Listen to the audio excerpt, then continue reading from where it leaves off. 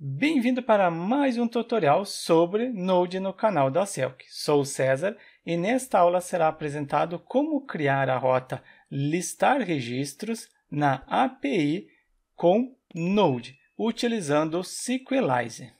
E o que será implementado é o seguinte: primeiro, a rota listar, em seguida recuperar os registros do banco de dados. É uma rota listar na API, então eu posso fazer uma requisição externa, e para fazer a requisição externa, para simular um dispositivo, será utilizado o Insomnia.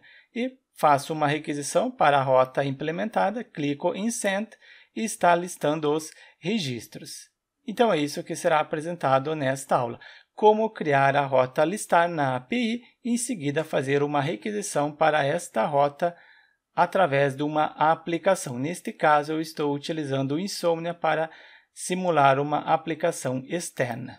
Para começar, eu crio um diretório na área de trabalho, tutorial Node.js, abro no gerenciador de arquivos e dentro desse diretório eu colo o código-fonte da aula anterior. Caso você não esteja seguindo a sequência de aulas, abaixa o link para acessar a playlist completa.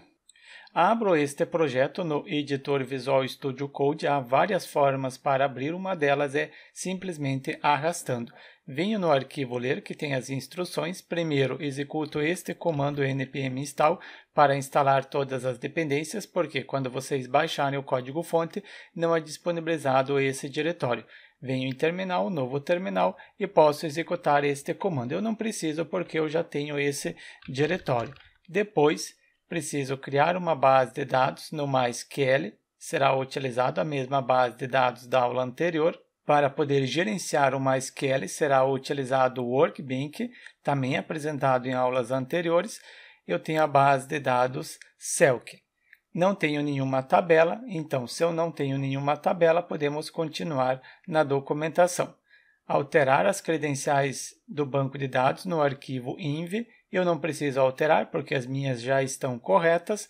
Depois, executar as migrations para criar a tabela ou as tabelas. No nosso caso, eu acho que só temos uma única tabela, então vai ser criada a tabela users. Verifico no banco de dados, atualizo. Exato, tem a tabela users. Sequelize tem as informações relacionadas a migrations. Executo o select, não encontrou nenhum registro no banco de dados, então eu posso utilizar a rota criada na aula anterior. Qual rota que eu criei na aula anterior? É esta rota cadastrar. E para fazer uma requisição para esta rota, posso simular um dispositivo externo utilizando Postman ou Insomnia. Eu estou utilizando o Insomnia, conforme apresentado na aula anterior. Tenho aqui a requisição, por isso que é importante que você tenha assistido a aula anterior, e tento cadastrar agora um usuário. Então será o César. Clico em Send. Não vai conseguir porque eu não startei o projeto. Eu preciso startar. Como indica a documentação, posso utilizar o Node, mas se você tiver o NodeDaemon instalado, pode utilizar o NodeDaemon. Eu vou utilizar o NodeDaemon porque ele facilita. Conexão com banco de dados realizado com sucesso, então as credenciais estão corretas neste arquivo env. Servidor iniciado na porta 8080, agora sim posso fazer uma requisição para esse endereço. Clico em Send, usuário cadastrado com sucesso, ID 1, verifico no banco de dados se realmente cadastrou, executo novamente essa instrução SQL, cadastrou o registro. Eu cadastro mais um registro, então agora será o César 2, depois eu tenho o César 3, retornou sucesso, que cadastrou, clico em Send 3 e cadastro o registro 4 e também o registro 5. Só para ter 5 registros já são o suficiente, 5 registros cadastrados. E esses registros eu quero agora listar, criar uma rota para que possa fazer requisição para esta API. Para isso, eu crio aqui acima uma rota listar, utilizo o router, a constante, criada aqui acima, que possui o Express para gerenciar as rotas. Será uma rota do tipo GET, porque é listar, e o usuário coloca users. Coloca esse endereço. Eu coloquei users, sim, eu coloquei users, então aqui também será users, vírgula, async, porque se eu quiser utilizar o await eu posso utilizar, rec de requisição, em seguida res de resposta e crio uma função utilizando o arrow function.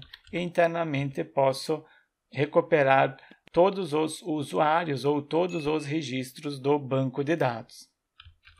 Coloquei o comentário para facilitar, crio uma constante com o nome de users, porque ela vai ter todos os usuários. Await, aguardo o processamento. Utilizo db, que possui a conexão com o banco de dados. Esta constante que está incluindo a models, que possui a conexão. Utilize a models users, models criada na aula anterior, esta models. Em seguida, quero buscar todos os registros. Então, utilizo o find all do SQLize e posso colocar a condição. No momento, só indico que deve ordenar os registros pela coluna ID da forma decrescente. Eu utilizo order, simples SQL, em seguida abro colchetes, abro o segundo colchetes, ordene a coluna ID da forma desc, decrescente. Então, coloco aqui desc, a palavra reservada. Por padrão, retorna da forma ASCII. Retornando os registros, posso verificar. Acessa o hífen se encontrar registro no banco de dados. Se users for true, significa que encontrou o registro no banco de dados. Else, quando não encontrou, posso retornar uma mensagem de erro. Eu pego o que eu implementei na aula anterior, copio aqui da parte inferior e colo aqui dentro do else. Pausar o processamento, return, pause o processamento, retorne a mensagem de erro. Res para retornar algo e deve retornar um objeto. Eu testo primeiro negando isso daqui, só para ver se eu consigo acessar este else. Está executando corretamente, retorno no Insomnia, eu preciso criar uma nova requisição. Então, para isso, uma nova requisição, esta requisição vai ser para esse endereço, localhost 8080, copio o endereço, colo, barra, depois da barra é a rota users. Pego esse users e posso fazer uma requisição? Vamos ver se consigo fazer uma requisição. Exato. Erro usuário não cadastrado com sucesso. Importante. Verifique se é o método get. Deve ser um método get. E acessou este else, porque eu neguei aqui acima. Agora, ele deve acessar o hífen. Eu não testo, porque senão fica em looping infinito. Neste hífen, eu também pauso o processamento. Depois de pausar o processamento, eu retorno a mensagem de erro? Não, eu retorno os dados em formato de objeto. Então, aqui eu não preciso mais da mensagem, apago a mensagem e simplesmente retorno uma posição users, recebe o que estiver dentro da variável users. É variável ou constante? Eu coloquei constante. Ambos são idênticos, eu posso fazer neste formato. Lembram do erro aqui? Ele retornou status 200, não é status 200, está incorreto. Eu esqueci de acrescentar aqui status 400, porque não conseguiu executar corretamente. Vamos ver se retorna os usuários. Clico em Send, retornou os usuários da forma decrescente, 5, 4, 3, 2 e assim por diante. Eu coloquei da ordem decrescente, está funcionando. Eu nego aqui, só para ele não acessar o hífen, e deve acessar o else. Sucesso 200. Acessa o else, retorna status 400, pois houve um erro. Erro, usuário não cadastrado com sucesso? Não, está errado. Erro, nenhum usuário encontrado. Confiro se retorna esta mensagem. Erro, nenhum usuário encontrado. Retiro essa negação para acessar o hífen e retornar os usuários. Exatamente, está retornando. Já temos o listar, mas aproveitando esta aula e respondendo uma pergunta que constantemente eu recebo, como indicar quais colunas recuperar do banco de dados. Para isso, eu utilizo atributos, é 2T, esqueça o português, você não utiliza português neste local, e abro colchetes, coloco vírgula, e agora indico quais as colunas.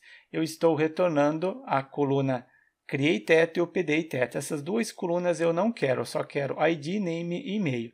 Então, indico a coluna ID, a coluna Name e a coluna e-mail. Cuidado se você colocou name ou nome no nome da coluna.